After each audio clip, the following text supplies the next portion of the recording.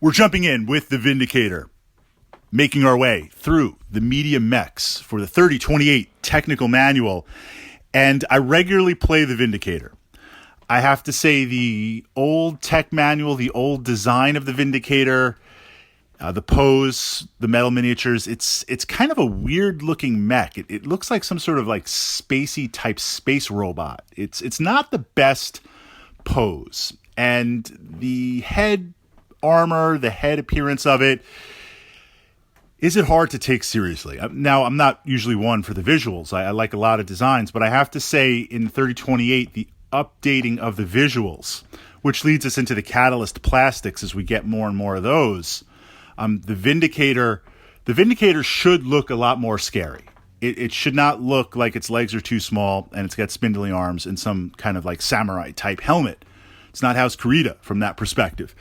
But looking at it on paper, this, on the tech manual, this is a potent medium mech. This has got some serious bite to it.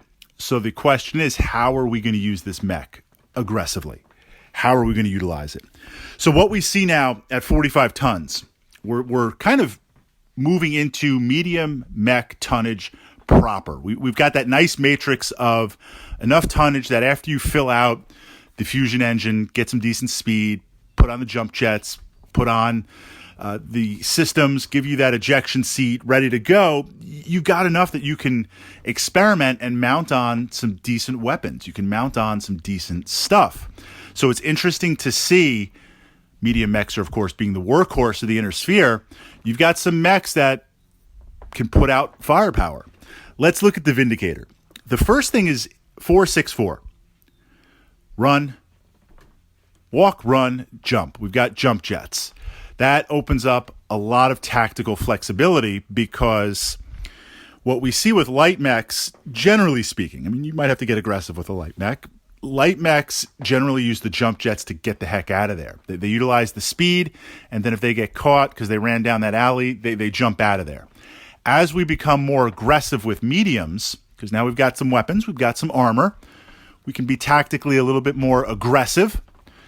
The jump jets are important, in my opinion. There are mechs without them, but we want to really, I look for jump jets in a medium because this lets you get into position aggressively where you can exploit potentially other targets. If I'm fighting in a city and some unit moves parallel on a block next to me, if I could jump over and ambush them from behind or get side or get rear, get whatever, that's big. So I like to look at medium mechs that have jump jets. That doesn't disqualify them, but I think that's an important criteria. 16 heat sinks. This is important. 16 heat sinks. We've got the tandem of a PPC and a long-range missile 5-pack. This puts the Vindicator as a long-range, consistent firer, reminiscent of the Griffin. Now, the Griffin's got the PPC.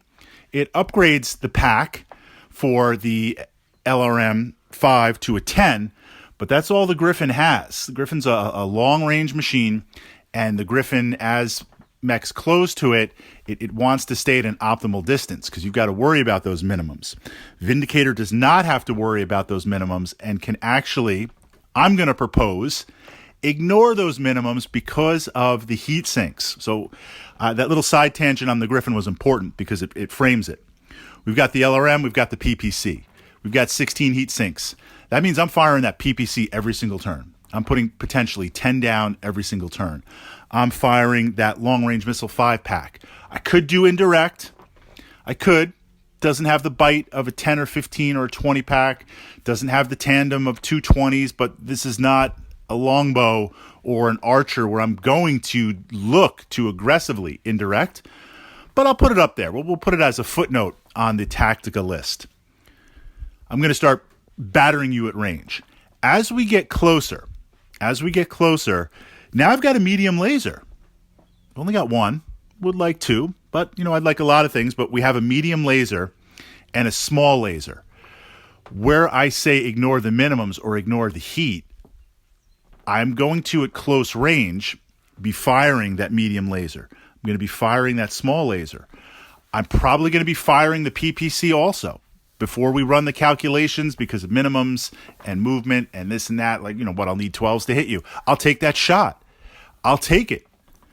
That is the difference between these other mechs that all they have is long-range weapons with minimums, and you have no kind of secondary closer-in type weapons. You've got the medium laser. You've got the small laser. You've got the heat sinks that I can fire that PPC. So I can do PPC, medium laser, small laser. Maybe move, maybe don't move. Push that out. Fire that out. Be aggressive. In my mind, a perfect combination of heat sinks, long range, medium, short range. The Vindicator's a workhorse. It's a workhorse. It's just going to be consistently putting out dice, consistently performing. It's got something at every range for every single turn. The heat, the mobility, and for a medium mech, some good staying power with the armor also.